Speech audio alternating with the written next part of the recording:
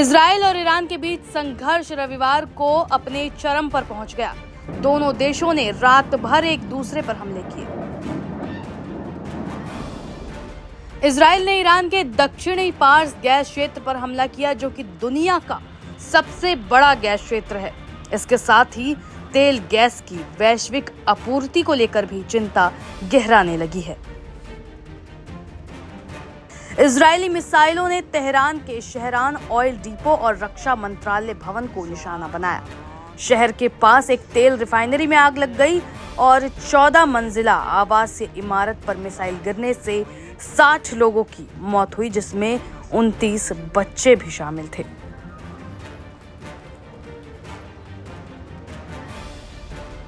Iran की revolutionary guard ने कहा कि उनकी मिसाइलों और ड्रोन ने इजराइल की ऊर्जा बुनियादी ढांचा और फाइटर जेट ईंधन संयंत्रों को निशाना बनाया। उन्होंने चेतावनी दी कि अगर हमला जारी रहा तो हमले और भारी तथा व्यापक होंगे। इजरायली मीडिया के मुताबिक उत्तरी शहर तमरा में एक मकान पर मिसाइल गिरने से 3 लोगों की मौत हुई और 13 लोग घायल हुए। मृतकों में एक महिला भी शामिल है।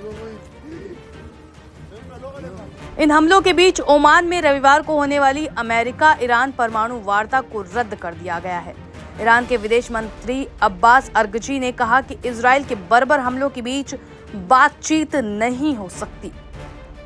वहीं इजराइल के प्रधानमंत्री बेंजामिन नेतन्याहू ने कहा कि ये शुरुआत है। अगले कुछ दिनों में ईरान को इससे कहीं ज्यादा हमले झेलने होंगे। Aim right, achieve big. At KR Mangalam University, we provide you the platform to turn your dreams into reality. At KR Mangalam University.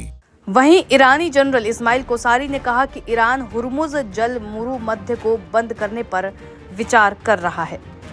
ये खाड़ी क्षेत्र में तेल टैंकरों का मुख्य मार्ग है।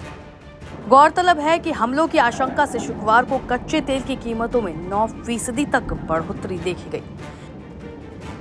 इजरायली मानवाधिकार संस्था बी टेस्लम ने कहा कि कूटनीति के सभी रास्ते आजमाने के बजाय सरकार ने जानबूझकर युद्ध छेड़ दिया।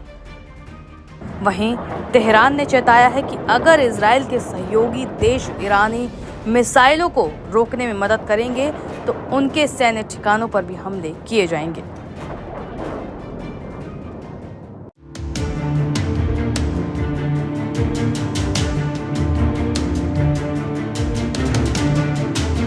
नमस्कार, आप देख रहे हैं लाइव हिंदुस्तान। मिडिल ईस्ट में इजराइल और ईरान के बीच तनाव अपने चरम पर जाता हुआ नजर आ रहा है। 13 जून 2025 को जहां इजराइल ने ईरान के परमाणु संयंत्रों और साथ ही कई सैन्य ठिकानों पर हमला किया, जिसमें ईरान के टॉप कमांडर और कई वैज्ञानिक मारे गए, तो वहीं इसके जवाब में ईरान ने बीती रात इजराइल की राजधानी तेल अवीव सहित कई अन्य शहरों को बुरी तरह दहला दिया। इस दौरान बताया जा रहा है कि ईरान ने कई ड्रोन और साथ ही 200 से ज्यादा बैलिस्टिक मिसाइलों से हमला किया। इसकी तस्वीरें अब सोशल मीडिया पर खूब वायरल हो रही हैं। एक तरफ अमेरिका जहां इजराइल के समर्थन में खुलकर खड़ा हो गया है, तो वहीं अब दुनिया की दूसरी बड़ी शक्तियां भी अपनी अपनी पोजीशन लेती हुई नजर आ रही हैं। इनमें 2 शक्तियां यानी चीन और रूस अब ईरान के पक्ष में जाते नजर आ रहे हैं। आपको सबसे पहले बताते हैं कि ईरान के दोस्त चीन ने इस हमले को लेकर क्या कहा है। चीन ने इस हमले को लेकर साफ तौर पे नाराजगी जताई है और इजराइल के हमलों की निंदा करते हुए कहा कि ये ईरान की संप्रभुता, सुरक्षा और क्षेत्रीय अखंडता का उल्लंघन है और इजराइल को अपना ये अभियान तुरंत रोक देना चाहिए। संयुक्त राष्ट्र सुरक्षा परिषद की शनिवार को हुई बैठक में चीन ने कहा कि इजराइल की ओर से ईरान की संप्रभुता का उल्लंघन जिस तरह से किया गया है, चीन उसकी कड़ी निंदा करता है और साथ ही उन्होंने कहा कि चीन संघर्षों के विस्तार का विरोध करता है और इजराइल ने जो कार्रवाई की है उसे लेके चीन काफी चिंतित है। Aim right, achieve big. At KR Mangalam University, we provide you the platform to turn your dreams into reality. At KR Mangalam University. चीन ने जोर देकर कहा कि हर देश को अपनी सुरक्षा करने का अधिकार है। यहाँ पर आपको बता दें कि चीन और ईरान की दोस्ती किसी से छिपी हुई नहीं है। चीन और ईरान काफी करीबी साझेदार माने जाते हैं। खासतौर पे ऊर्जा और रक्षा से संबंधित कई परियोजनाओं में हाल के सालों में दोनों देशों के बीच सहयोग काफी बढ़ा है। अभी कुछ दिन पहले ही ये खबर लाइव हिंदुस्तान ने आपको दिखाई थी, जिसमें ये बताया गया था कि ईरान ने चीन को हजारों टन बैलिस्टिक मिसाइल सामग्री का ऑर्डर दिया है और तभी से ये माना जा रहा था कि ईरान को इस बात का एहसास है कि आने वाले वक्त में इजराइल उस पर बड़ा हमला कर सकता है। ऐसे में उसे इस तैयारी के रूप में देखा गया था।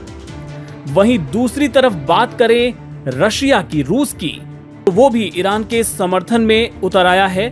ईरान पर इजराइल के हमले को उसने अकारण बताया है, यानी बिना वजह का बताया है। इसकी कड़ी निंदा करते हुए रूस ने कहा है कि इससे क्षेत्र में तनाव जो है वो खतरनाक ढंग से बढ़ सकता है, जिससे रूस चिंतित है। रूस के विदेश मंत्रालय ने एक बयान जारी किया है और उसमें कहा है कि हम पश्चिमी एशिया में तनाव के खतरनाक ढंग से बढ़ने पर बड़ी चिंता व्यक्त करते हैं। हम 13 जून की रात को संयुक्त राष्ट्र चार्टर और अंतर्राष्ट्रीय कानून का उल्लंघन करते हुए इजराइल की ओर से की गई सैन्य कार्रवाई की निंदा करते हैं। इसके अलावा रूस ने दोनों पक्षों से संयम बरतने का आह्वान किया, जिससे तनाव न बढ़े। रूस ने अपने बयान में कहा कि हमारा ये यकीन है कि ईरान पर हमले की योजना बनाने और उसे अंजाम देने वाले लोग जो भी स्पष्टीकरण दें, ईरानी परमाणु कार्यक्रम के इर्द गिर्द कोई भी समझौता सैन्य बल से नहीं हो सकता। इसे केवल शांतिपूर्ण राजनीतिक और कूटनीतिक तरीकों से ही हासिल किया जा सकता है। आपको बता दें कि जिस तरीके से चीन और रूस ने ईरान का समर्थन किया है, उसके बाद इस तरह की आशंका बढ़ गई है कि अगर ईरान और इजराइल के बीच सैन्य टकराव आने वाले वक्त में बढ़ता है तो ये विश्व युद्ध की संभावना को मजबूत कर सकता है।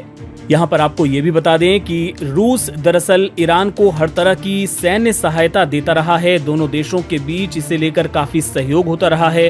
रूस ने ईरान को S-300 वायु रक्षा प्रणाली दी है, तो वहीं यूक्रेन के साथ जो रूस युद्ध लड़ रहा है उसमें उसने शाहिद 136 ड्रोन का इस्तेमाल किया है, जो कि ईरान की तरफ से मुहैया कराए गए थे। ऐसे में अगर रूस ईरान को और हथियार या सैनिक भेजता है तो ये संघर्ष जाहिर तौर पे काफी बढ़ जाएगा। दरअसल रूस मध्य पूर्व में जिस तरह से अमेरिका का प्रभाव बढ़ रहा है उसको कम करने की चाहत रखता है और ईरान के बहाने वो इसे पूरी करने की कोशिश कर सकता है। और वहीं एक बार फिर से अगर चीन की बात करें तो चीन भी रणनीतिक साझेदार है ईरान का, और वो भी सीधे तौर पे सैन्य हस्तक्षेप तो नहीं करेगा, लेकिन जाहिर है ईरान को वो आर्थिक मदद दे सकता है, हथियारों की मदद कर सकता है, जो युद्ध को लंबा खींचने में ईरान की मदद करेगा। अगर अमेरिका और इजराइल का गठबंधन मजबूत होता है तो चीन मध्य पूर्व में अपने तेल और गैस के हितों को सुरक्षित रखने के मकसद से ईरान के साथ खुलकर खड़ा हुआ नजर आएगा। इससे जुड़े और भी अपडेट्स आपको हम आगे दिखाते रहेंगे। आप देखते रहिए लाइव हिंदुस्तान।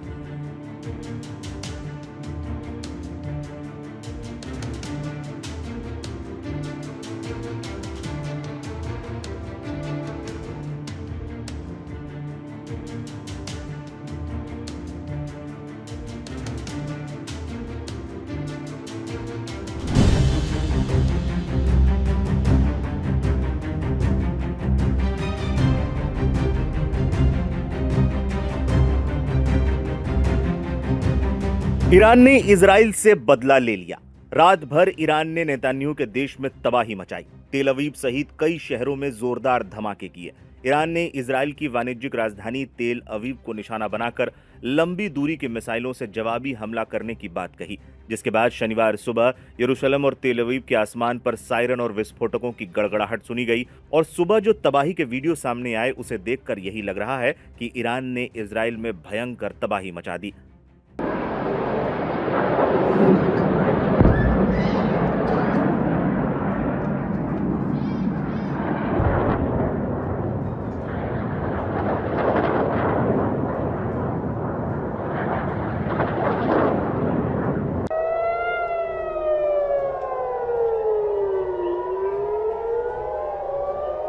हमलों का वीडियो भी सामने आया है, जिसमें खौफनाक मंजर देखा जा सकता है। कई इमारतें धराशायी हो गई हैं, सड़कों पर क्षतिग्रस्त गाड़ियां बिखरी देखी गईं, जिनके ऊपर मलबा पड़ा था। फायर ब्रिगेड की गाड़ियां आग बुझाने में जुटी थी। लोग डरे सहमे घटनास्थल के आसपास जमा हो गए। यह हमला इजराइल के लिए सबसे बड़ा झटका माना जा रहा है। बिल्डिंग के बीच में हमला हुआ, जिससे माना जा रहा है कि किसी महत्वपूर्ण टारगेट को भी ईरान ने निशाना बनाया। कुल मिलाकर पूरी दुनिया को जिस बात का डर था, शुक्रवार को वो सच साबित हो गया और मिडिल ईस्ट के हालात बेहद तनावपूर्ण दौर में पहुंच गए। इजराइल और ईरान के बीच जंग छिड़ चुकी है और अब दुनिया भर की नजरें इस क्षेत्र की तरफ हैं। दोनों ही देशों ने एक दूसरे को खत्म करने की जैसे कसम खा ली है। ईरान ने शुक्रवार को इजरायली हमलों का जवाब देते हुए सैकड़ों बैलिस्टिक मिसाइल दागी। ईरान ने देश के परमाणु और सैन्य स्थलों पर इजरायल के भीषण हमलों के जवाब में ये कदम उठाया। Aim right, achieve big. At KR Mangalam University, we provide you the platform to turn your dreams into reality.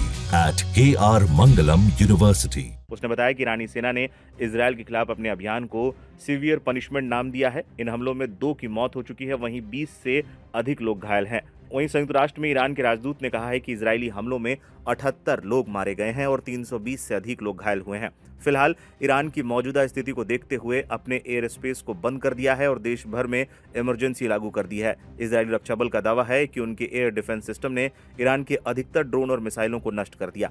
Iran ने संयुक्त राष्ट्र सुरक्षा परिषद की तत्काल बैठक बुलाने की मांग की है और इजरायली हमलों को आक्रामक सैन्य कार्रवाई करार दिया। उधर इजरायल ने भी रेड अलर्ट जारी कर दिया है और नागरिकों को बंकर में रहने के निर्देश दिए हैं।